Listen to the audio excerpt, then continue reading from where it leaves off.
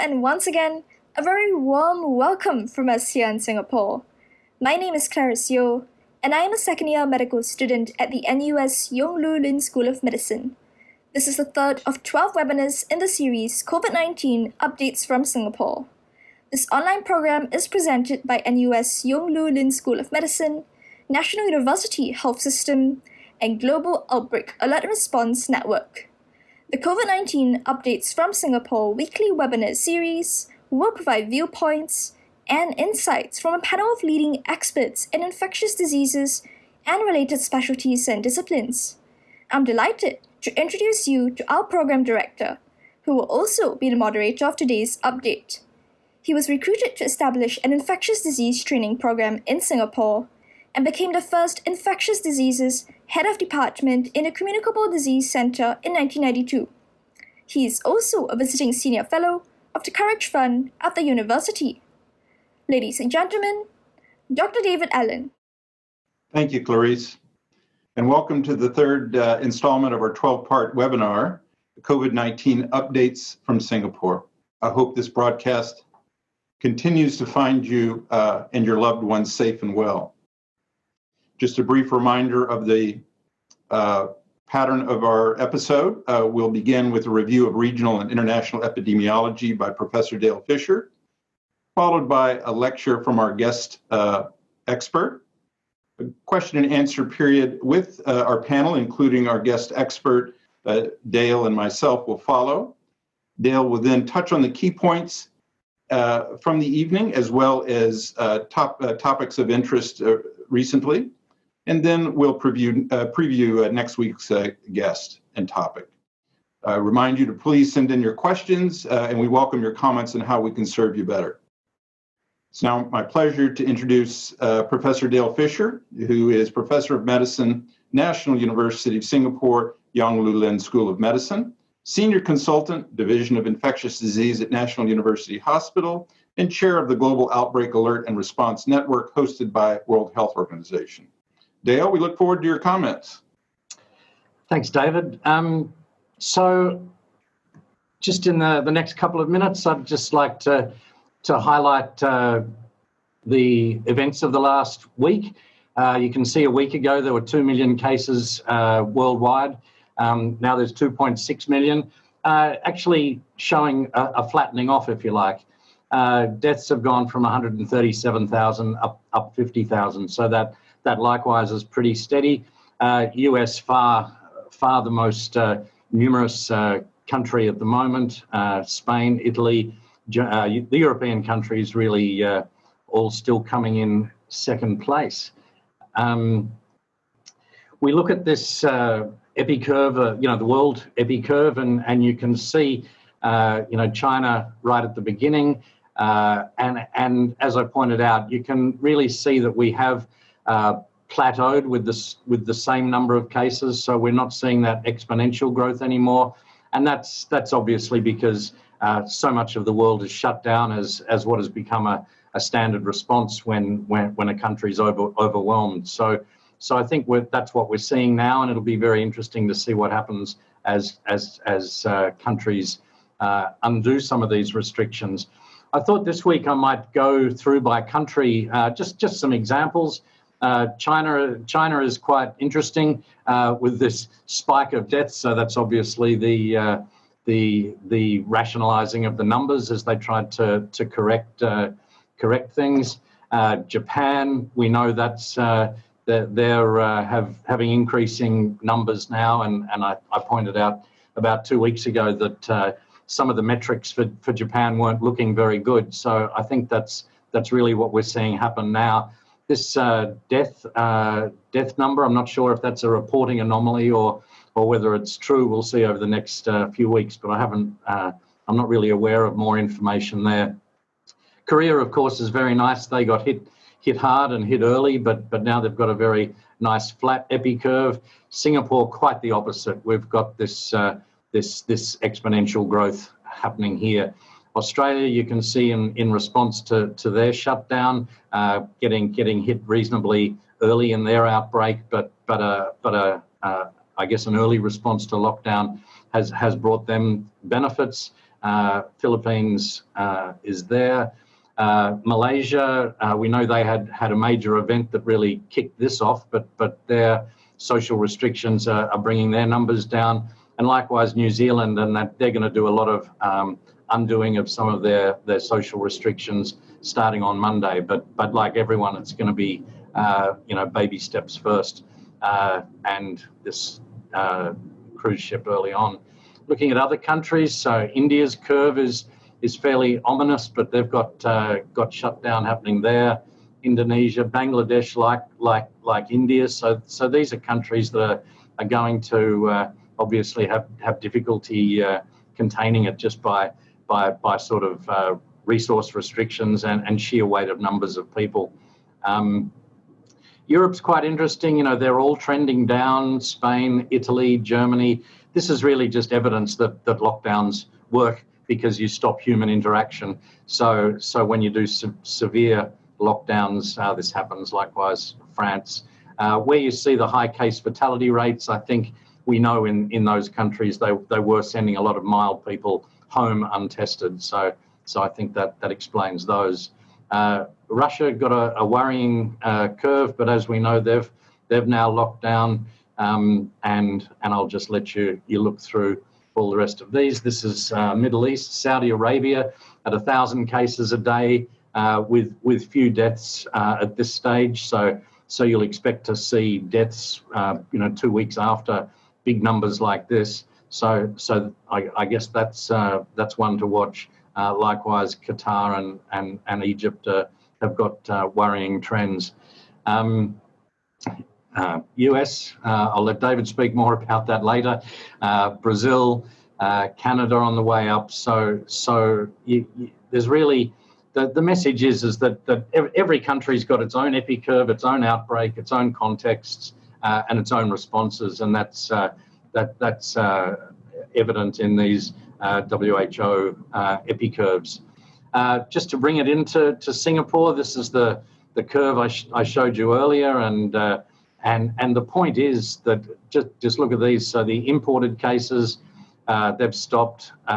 Community cases compared to dorm residents, and showing it graphically, imported cases stopped.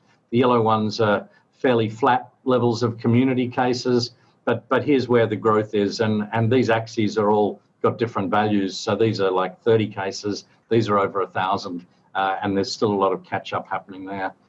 My final slide is just to give a picture to those in Singapore and outside of Singapore. There's a lot of dormitories, 43 of these types of dormitories, 1,200 of slightly smaller dormitories. So Singapore's migrant workforce is doing it tough, and we're genuinely doing our best to try and help what was a slip up, I guess.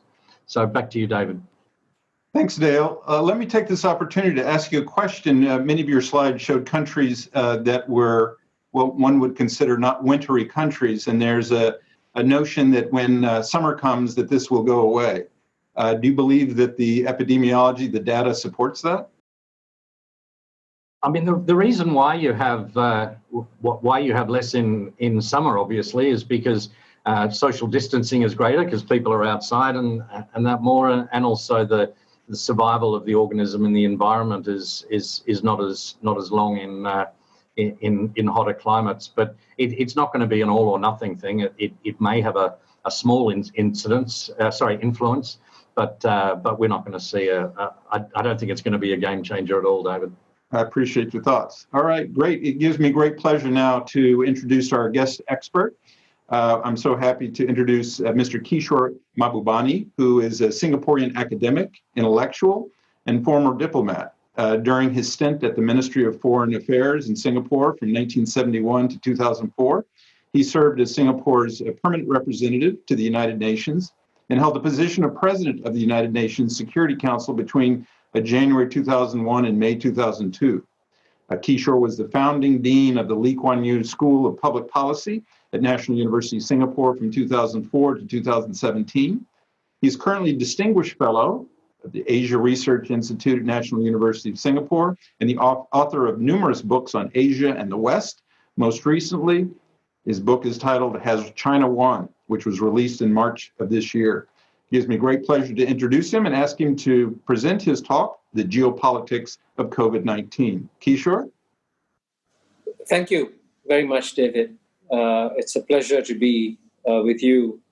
And let me begin by saying that I know that many of you are there in the front lines fighting COVID-19. I greatly admire the work you're doing, and all of us wish you the best. And in some ways, I feel guilty intruding into your time in talking about geopolitics. But sadly, I have to do so because unfortunately, one of the biggest forces that will disrupt your work in the COVID-19 field will be geopolitics. And so it's important for us to understand it and how it is impacting our lives. So what I'm going to do in my 20-minute lecture to you is divide it into 3 parts. In part 1, I'll begin by talking about what is the state of our world today. Part 2, how is geopolitics affecting our world today? And part 3, can we overcome these geopolitical divisions? And let me apologize to all of you because I know you're all used to seeing PowerPoints and slides and charts. But the world I'm going to take you to is not a world that you can understand with mathematical formulas. There's reason, there are emotions, there are feelings, there's history that's at play in all these dimensions. So I hope you'll bear with me as I speak to you without PowerPoints. So I'm going to begin by talking about the state of our world today. In theory, we all live together in a huge planet Earth. Actually, the reality is that our huge planet Earth has become like a small ship. And today it looks like a cruise ship with countries infecting each other. And I believe it's important to take on board this metaphor of a ship because it explains very well how fundamentally our world has changed. And so what I say is that before the era of modern globalization, when 7.5 billion people lived in 193 separate countries, it was as though they were living in 193 separate boats, with captains and crew to take care of each boat, rules to make sure the boats didn't collide.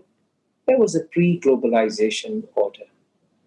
But today, as a result of rapid globalization, the 7.5 billion people no longer live in 193 separate boats. They live on 193 separate cabins on the same boat. But the problem is that you have captains and crews taking care of each cabin and no captain or crew taking care of the global boat as a whole.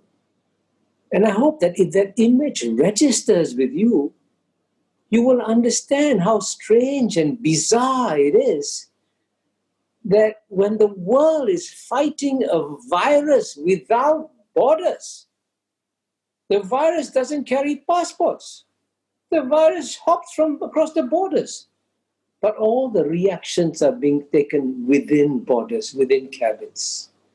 So that illustrates how ridiculous, in some ways, our world has become. And by the way, it's not just COVID-19 that indicates that we are all in the same boat today. Challenges like global warming, global financial crisis illustrate how 7.5 billion people today live on the same boat. And so in theory, if we were the most intelligent species on planet Earth, we would all be coming together to work together to solve COVID-19. But I'll explain in part 2 why that isn't happening. But just as an aside, let me mention that if we were being led by wiser leaders, things could be different. I'll give you 2 examples. At the height of World War II, when Winston Churchill was fighting Hitler, he really disliked Stalin enormously. They say, it doesn't matter, the enemy of my enemy is my friend. So Churchill cooperated with Stalin against Hitler. In the same way, certainly President Nixon and Henry Kissinger were no fans of Mao Zedong. But when they had to fight against the Soviet Union, President Nixon and Henry Kissinger went to Beijing to meet the Chinese leaders. So it is, in theory, possible that if you have good leaders, we should all, China and the US should be saying to each other, COVID-19 is our common enemy, let's come together and work together. But it's not happening. So now let me turn to part 2 of my lecture and explain why it is not happening. All I can say to you is that this subject is very complex, and which is why I wrote the book, Has China Won? Because it's a multi-dimensional conflict, many different areas to touch on. But just in the little bit of time I have today, I'll touch on 3 areas that are driving this geopolitical competition between the US and China. One is what I call the contest for primacy, 2, the cultural dimension, and 3, the political dimension. Now, in the case of primacy, I should emphasize to you one thing about geopolitics. Geopolitics have been around for thousands of years. And there seems to be a 2,000-year rule of geopolitics that whenever the number 2 power, which today is China, is about to overtake the number 1 power, which today is the United States of America, you will bound to get rising levels of tension and competition between the two. In fact, a Harvard professor has written a book called Destined for War, in which he predicts that war is more likely than not between US and China. But let me give you some good news. There'll be no war between US and China, because in a nuclear war between two nuclear powers, there's no winner and a loser, there's a loser and a loser.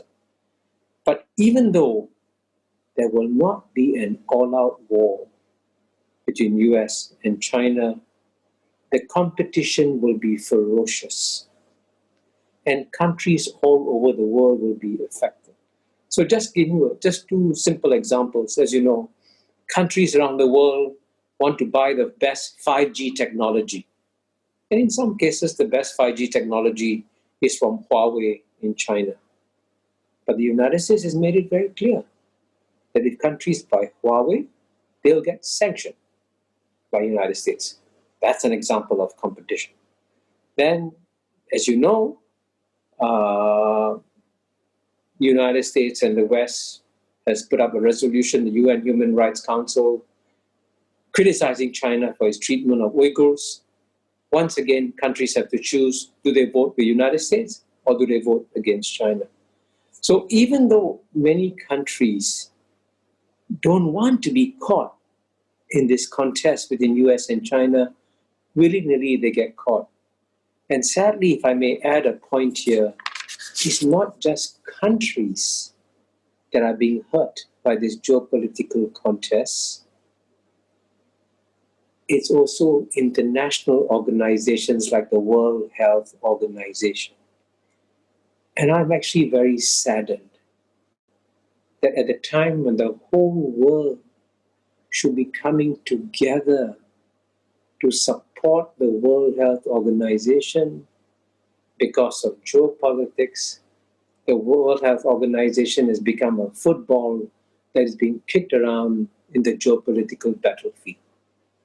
You can see how damaging geopolitics can be. Now, in the second dimension of the contest between US and China is what I call the cultural dimension.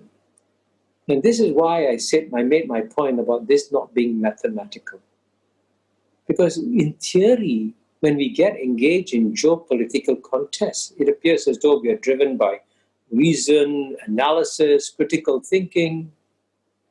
Unfortunately, we are human beings. We also get affected by our emotions. And by emotions that may have been planted in our psyche centuries ago. So one of the delicate points, it's a very, very delicate point, and I have great difficulty speaking about it, that I make in my book, is that what is driving this intensity of the US-China contest is that the US-China geopolitical contest would have been tough, even if US was Western and China was Western. But as we know, US is Western, China is not Western. And that adds an emotional dimension because somewhere in the Western psyche, many years ago, there's always a deeply buried fear of what is being called the yellow peril. And so there's an emotional dimension here. And most people don't talk about it, but fortunately, Kiron Skinner, when she was director of policy planning of the State Department of the US, actually surfaced it and said this is the first time that the United States is engaging in a contest against a, quote, non-Caucasian power. And I'm surfacing this emotional dimension because many of you will be puzzled by the emotions that are coming out in some areas in the criticisms of China on COVID-19. For example, they say, why does China have filthy wet markets? But actually, all over Asia, you find wet markets. They're part of our life. But it reflects part of that, what you call emotional dimension in the relationship. We have to be ready for that. And thirdly, there's also a political dimension to all this. Because the United States is a democracy and China is run by the Chinese Communist Party. Democracy versus communism. And I can tell you, here many Americans have been open and honest about it. A friend of mine, Kurt Campbell, who was a former Assistant Secretary of State in the Obama administration, has written an article in the magazine Foreign Affairs saying that Americans believe that if Americans engage China, there'll be economic liberalization. Economic liberalization will be followed by political liberalization, and China will become a democracy like us, and then we will live happily ever after. But that did not happen. And so many Americans feel genuinely betrayed. Why isn't China becoming a democracy? But I can tell you, when future historians look at the same question, they'll be very puzzled, and they'll ask, how is it that a country of 330 million people, the United States, which is only 250 years old, could believe that the United States could decide what is better for China, which has 4 times the population and 4,000 years of history. So China has got to evolve on the basis of its own political culture, its own political dynamic. And the Chinese have learned a very painful lesson, which is whenever the center in China is weak, the people suffer.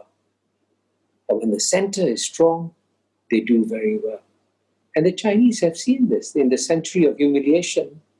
When the center was weak, from 1842 to 1949, all the powers, the Western powers, Japan, trampled all over China. But when the center became strong, no one touched China. So you can understand why the Chinese may prefer to have strong central leadership. And at the same time, if you are calm and objective about it, and you look at the record of development over the last 40 years, sadly, the United States has become the only major developed country where the average income of the bottom 50% has gone down. By contrast, the last 40 years in China have been the best 40 years that the Chinese people have enjoyed in 4,000 years. So therefore, the Chinese are sometimes puzzled when they say, we are doing very well, our people's lives are improving. Why are you asking us to change our political system now? But that is a perfect illustration of the misunderstandings that have grown between US and China. So all this brings me to part 3. Can we overcome these geopolitical divisions, especially those between US and China, and work together, and certainly work together against COVID-19? In theory, we should be able to do so. We are all rational, intelligent human beings. In practice, sadly, as I explain in my book, it's not likely to happen because this geopolitical contest is being driven by very deep structural forces at play. But nonetheless, I also conclude my book by saying, let's give it a try. Let's try to explain, and this is what I think the rest of the world, those of us, the 6 billion people who live outside US and China, and who are also affected by this contest between US and China, should talk to the Chinese people and talk to the American people and tell them that if the primary interest of the United States is to improve the well-being of the American people, and if the primary interest of China is to improve the well-being of the Chinese people, they are more likely to improve their well-being by working together rather than working against each other. So, for example, America needs good infrastructure. China is an infrastructure superpower. They should be working together. That's one argument you can make. And the second argument you can make is that today in our world, as I explained in the beginning, since we are all on the same ship, our common challenges in some ways, like COVID-19, are bigger than our national challenges. So all of us on this ship, all 193 cabins on this cruise ship that we are on, should come together and deal with COVID-19 or deal with things like global warming. And if we don't do so, what I say in my book, this is the image I use in my book to describe how future historians will regard us. They say that future historians will look at what we are doing today and would say that humans would look them pityingly at US and China as two tribes of apes that continued fighting over territory while the forest around them was burning. And this is how America and China will appear to future generations if they don't come together and deal with a common danger that is imperiling US, imperiling China, and imperiling the whole world. Thank you very much. Over to you, David. Thank you, Kishore. That was wonderful insight. We very much appreciate that. At this time, we're going to move to our panel discussion with Kishore, Dale, and myself. And Clarice, who has been compiling and reviewing questions, will lead us off. Clarice? Yes, Dr. Allen, there certainly have been a great many questions. And as always, we apologize if we can't get to all of them. Our panel have selected a few questions they hope will benefit the most people. The first question is, in what ways do you think this global pandemic is changing or will help to shape geopolitics in Asia and around the world? I would say that at this stage, I must emphasize that we are in the thick of the battle against COVID-19. And for those who are historians, you know when you're in the thick of a battle, you're surrounded by the fog of war. So we do not, for example, know who will be the winners or the losers as a result of COVID-19. So we have to wait and see.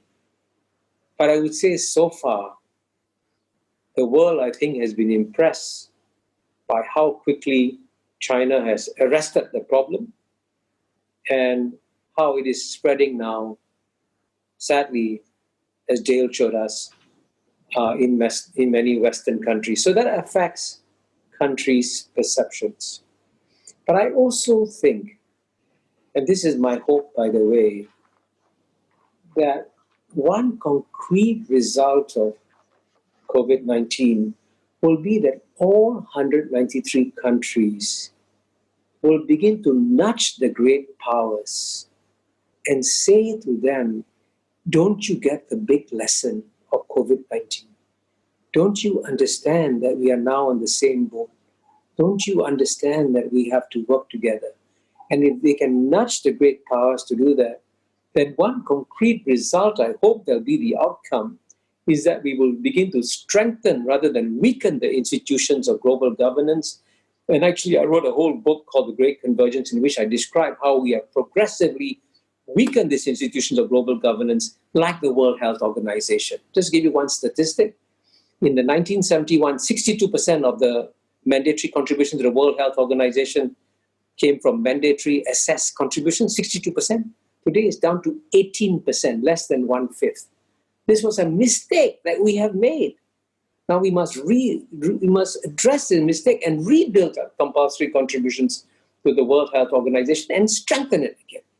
So my hope is that when people think very hard and very deep about the big lessons that COVID-19 is teaching us, they'll also say, where do we need to make fundamental U-turns? And this is also why I'm participating in this discussion, to start to plant the seeds for new ideas that have to emerge in the post-COVID-19 world. Thank you, Mr. Kishore. For our next question, haven't all countries weakened multilateral institutions such as NATO, WHO, UN, WTO, and World Bank by underfunding, and not just the West? Well, the international organizations, I should explain, are very different animals. So in your list, you had NATO and the UN. The NATO is a Western defense alliance. It is actually very strong, very healthy. It's not weakened. But the UN, of course, is a universal organization where all 193 member states are members. So it's a different game down there. And the honest truth is that, which is very sad, by the way, is that even though this whole family of UN institutions, UN, WTO, World Health Organization, IMF, World Bank, they're all gifts of the West, gifts by the West to the rest of the world at the end of World War II in 1945. They're wonderful institutions. But unfortunately, when they began to function as strong multilateral institutions, they began to constrain the power of great powers, like the United States, like the West. So when I was ambassador to the UN for over 10 years, I could see at first hand how countries were trying to reduce the funding as much as possible of these international organizations, thinking that the weaker they are, the better they are, better off they'll be. But I know I begin my book, The Great Convergence, by quoting from what President Bill Clinton said in a speech in Yale in 2003. And President Bill Clinton said, if the United States is going to be number one forever, then it should carry on doing what it's doing. It can be number one forever. But President Bill Clinton added a but. He said, but if you can conceive of a world where we are no longer number one, then it is in the United States' interest to strengthen international organizations, multilateral rules, multilateral processes, and so on and so forth. So I believe that the advice that President Bill Clinton was giving us in 2003 was very wise advice, and I think we should listen to him in the year 2020. Well, speaking of precedents, do you hold any hopes for improvement in the US-China relationship if the Democrats get their way and Joe Biden becomes president after November 3rd? Well, I have good news and bad news. Let me give you the bad news first. The bad news is that in this US-China geopolitical contest, what's unusual is that when President Trump began attacking China, when he launched the trade war against China, President Trump was actually very surprised that on everything he did, the Democrats attacked him and criticized him. But when he launched his trade war against China, the Democrats supported him fully and said, please go for it, Donald Trump. We are right behind you. And that reflects in some ways a mistake that China has made in alienating elements of the American business community, because they didn't also speak out when President Trump launched his trade war against China. So everyone would think that if President Trump is removed, things will change. No, they will not change fundamentally, because there is a bipartisan consensus in the United States supporting this campaign against China.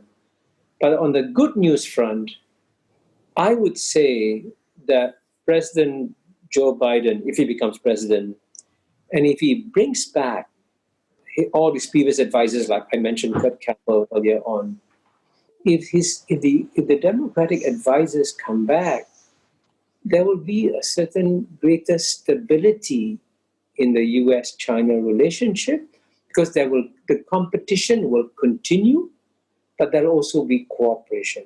So, for example, under President Obama, the US and China achieved one of the biggest breakthroughs in the fight against global warming when they reached agreement at the Paris Peace Conference. So the competition will continue, but it will be a combination of competition and cooperation under a democratic administration. And in this war for supremacy between the US and China, how should Singaporeans balance their ties with the two countries to ensure that we continue to benefit in terms of economic growth? Let me be very honest to my fellow Singaporeans and explain one reason why I wrote my book, Has China Won at this stage, is that sadly, there's going to be a very painful, bitter geopolitical contest between US and China, and Singapore can get caught in the middle in this contest, because we have very good relations with the United States. And I'm glad I played a part when I was in the Singapore Foreign Service to help build these good relations with the United States. But we also now have good relations with China. So we have political defense ties with the United States. We have economic, cultural ties with China. So we'll be very badly affected. And that's why I thought our Prime Minister gave a very brave speech at the Shangri-La Dialogue last year, pointing out that if you want to carry on with this contest, please don't ask us to choose. We don't want to choose. We want to have good relations with both US and with China. And I think the views that were expressed in Singapore are the views of many countries around the world, and which is why all the countries of the world outside US and China should come together to persuade the US and China to try and reduce or diminish their geopolitical competition. Mr. Kishore, do you think that this will lead to an increase in regionalism over globalism, with Asia coming together more but separating from the rest of the world? I think there will be regionalism, but there'll be what I call open regionalism. So let me give us an example.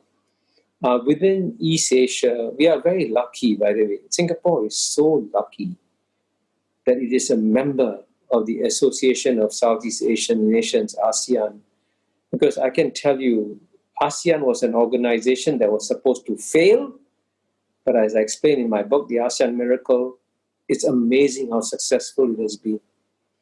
But ASEAN has laid the foundations for other countries to come and cooperate with it. So recently, for example, ASEAN plus China, Japan, South Korea, Australia, New Zealand signed something called the Regional Comprehensive Economic Partnership, RCEP. So the trade among these 15 countries will grow. But these countries will also trade with the rest of the world. So, for example, if the RCEP countries succeed, they will develop the world's largest middle class, and this largest middle class will be open to products and companies from the rest of the world. What can China do to make the world, especially the Western world, more receptive towards the country and remove the unconscious bias towards China? I would say that the Chinese leaders are in a very difficult position because China is being attacked so strongly by the Western media. You can see this every day. So there's a strong impulse to react strongly. And as you know, some Chinese diplomats have been speaking out very strongly.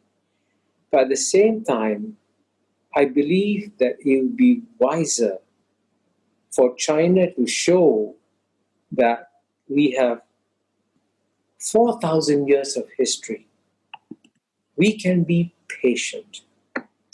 And if China can demonstrate a certain degree of patience in dealing with all the provocations that are thrown at it, it will be good for it, and the sympathy will come back again to China.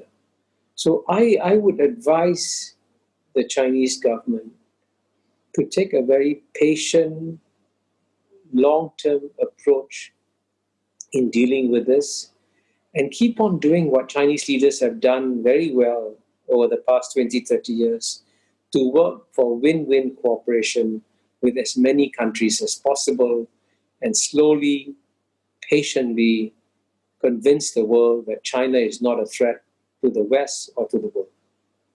Also, it appears that China will be the first to recover and lead the world in economic recovery.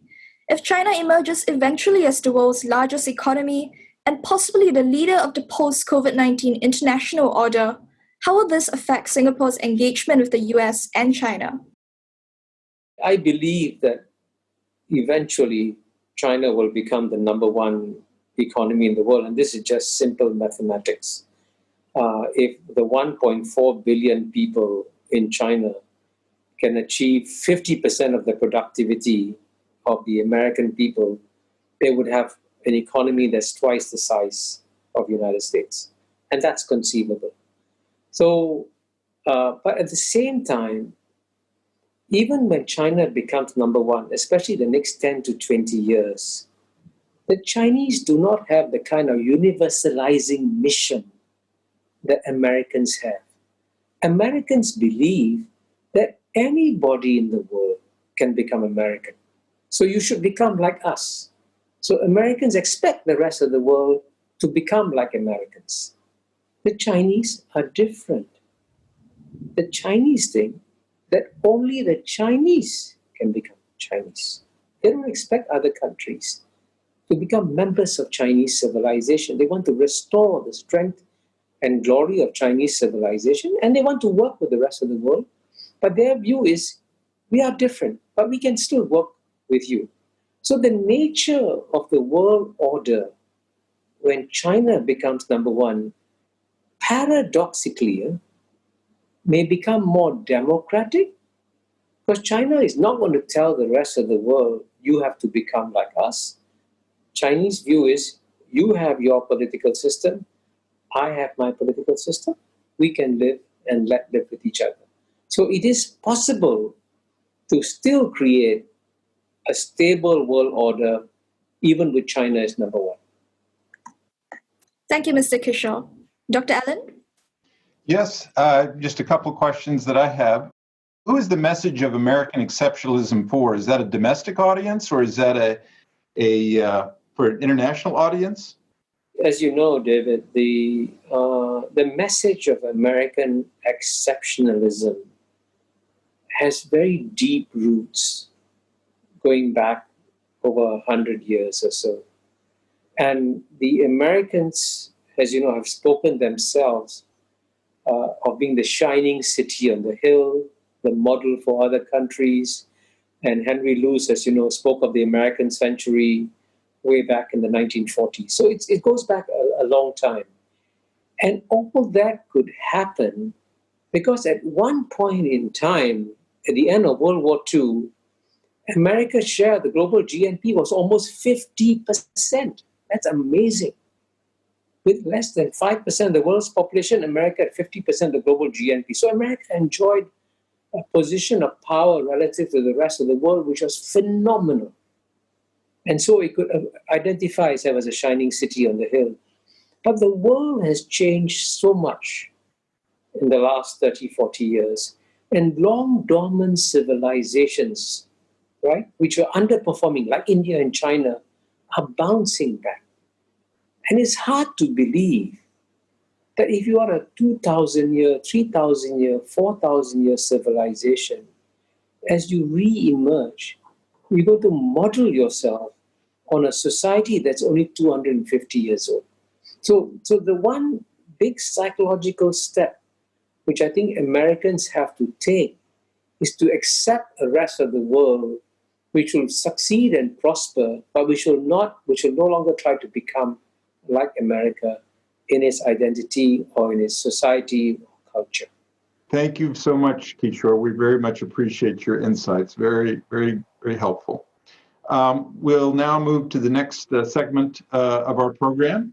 Dale will review some of the key issues and some of the current issues of the day. Over to you, Dale. Thanks, David. It's every week I feel humbled after following on from our great guests. It's I guess I'm going to be saying every week it's a tough act to follow. Pardon me, I just want to go through the talking points for this week. I received a nice deep dive from WHO just today into Singapore's numbers, so I thought I could share those. And I also want to talk a little bit about community engagement and the importance for many of the strategies. So this first slide, many people ask, how much testing has Singapore done? And here's the answer. Up to 2 weeks ago, it was just under 100,000, and you can see where we are on the graph, pretty much at the average of other countries, with as we look at the ratio between cases per million and tests per million population. So there's the data.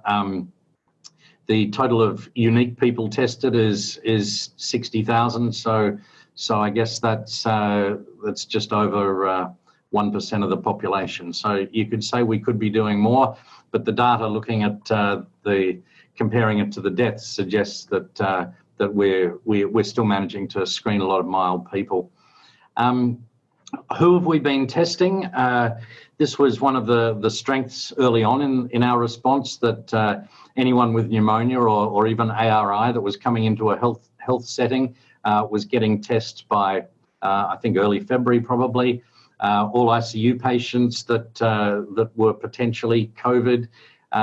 Even this surveillance, ILI surveillance, is a lot of countries have been doing just to look for hidden community sort of transmission and also deaths. So it's been a good strategy. This is the demographics of cases. So this is obviously a few days old now, but nevertheless captures the dormitory outbreak. You can see this huge number of men, particularly younger men between 20 and 40 or 20 and 50,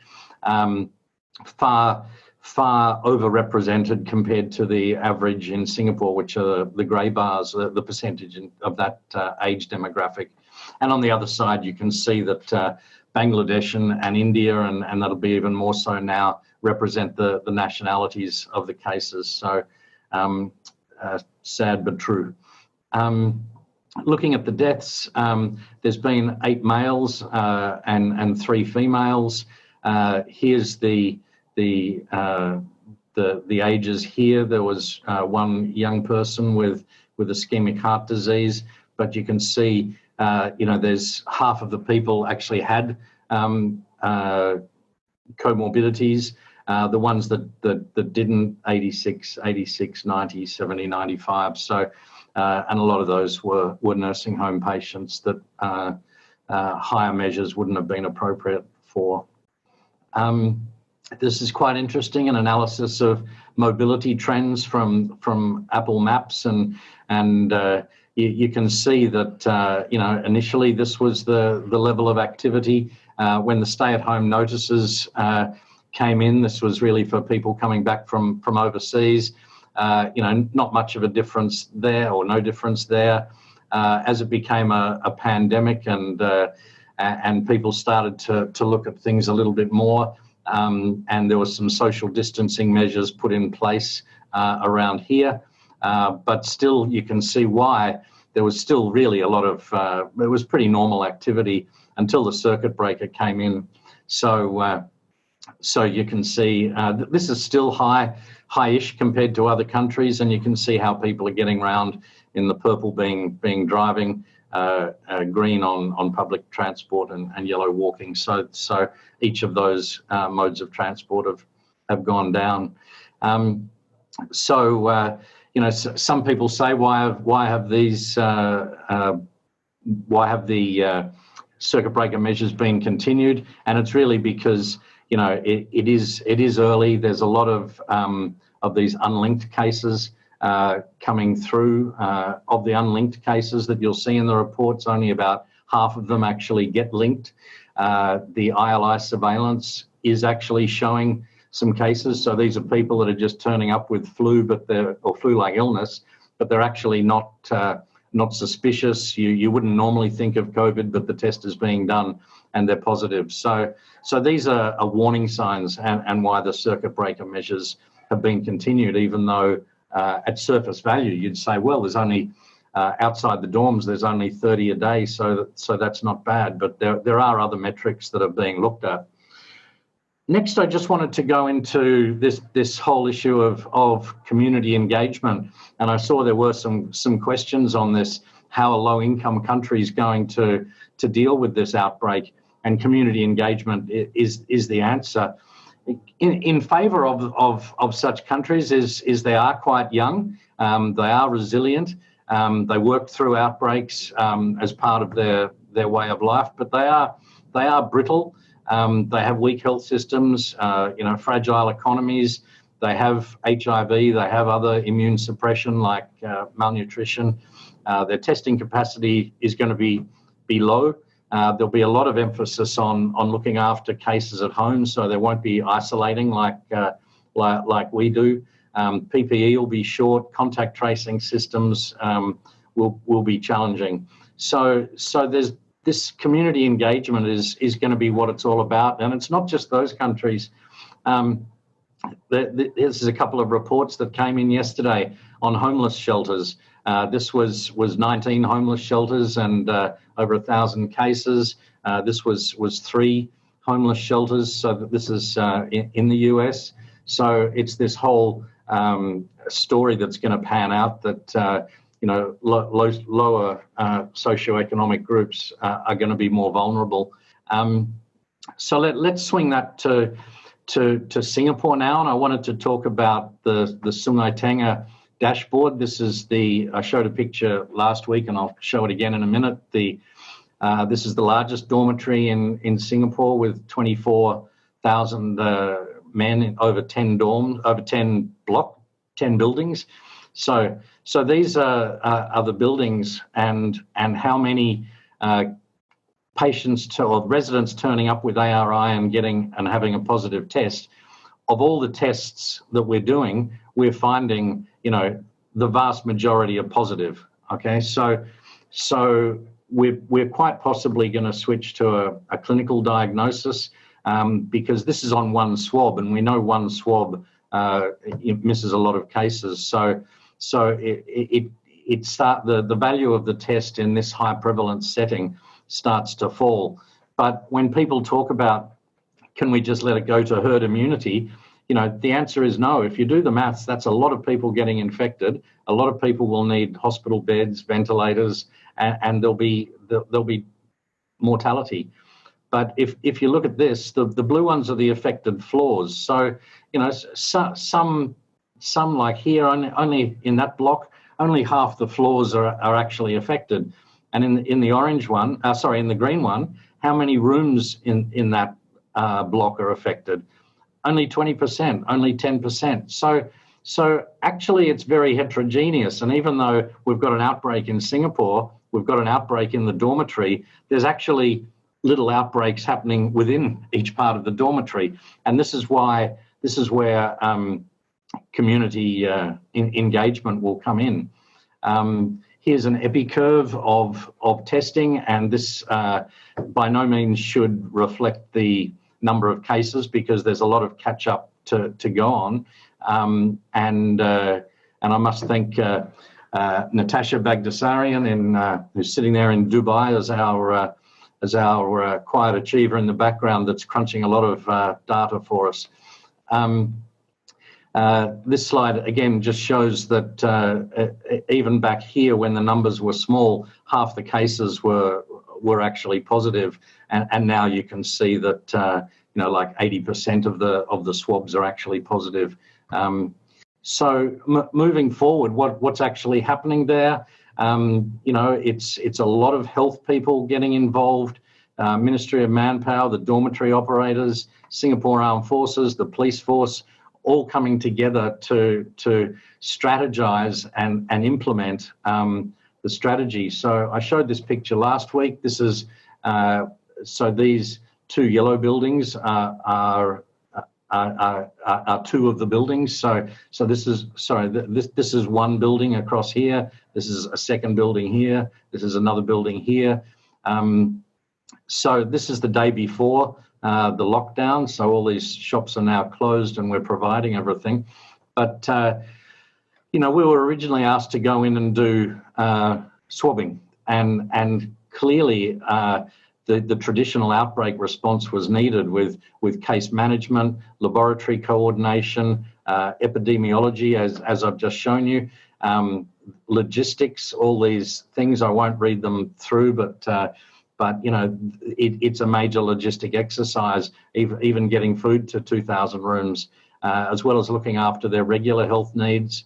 And here's what I wanted to talk about with this community engagement. If this is arguably the most important thing, and in any outbreak, failure is normally associated with failure of engaging the community, because really the solution is with them. We've got over 800 volunteers from NUHS. These are all people giving up their days off and their weekends to go to the dormitories and do swabbing and provide medical care and help with those types of things. This is community engagement. So in Tamil and Bengali, telling them to distance, to washing hands, wear their masks, see the doctor if you're sick. Don't go from different rooms. If there's 12 men in this room, don't go into a different room. Just stay with your cohort. And obviously hand hygiene, cleaning. So we can do a lot in there by engaging the community. This is the case management activities here where men can come along and be seen and have a swab, get clinical examinations. But I really wanted to share these two slides because each level actually has a lead. And we got down the lead from each level to actually explain to them how long this is going to take, what they can do to protect themselves. So this is, we gave them a handout in their language. And this is Malcolm and Hokluan and others that are using a loudhailer to get the message across and also get feedback about any concerns of theirs. So I hope that helps people understand the approach to the dorms. I hope people understand that this is also things that can be done in any vulnerable setting, whether it's sheltered homes or refugee camps or in any place where there could be problems, and obviously the developing world as well. Engaging the community is a really underrated tool by most people doing this work part-time. For those of us that do it a lot, it's certainly not underrated. So with that, I'll close for this week. David, and pass back to you. Thanks. Thanks so much, Dale. That's a very helpful, timely update. And let me thank you on behalf of everyone for your seemingly tireless efforts. We very much appreciate it. As I've said, it's not tireless. I'm very tired. And let me also thank our guest expert who was so gracious in sharing his wisdom and insight, Kishore Mahbubani. Thank you again. So it leads me to preview next week when we'll have Professor Paul McCary, who's Director of Life Sciences Institute and Chairman of the CREATE HUJ Consortium, Department of Microbiology and Immunology at National University of Singapore. His talk will be the Trinity of COVID-19 Immunity, Inflammation, and Intervention.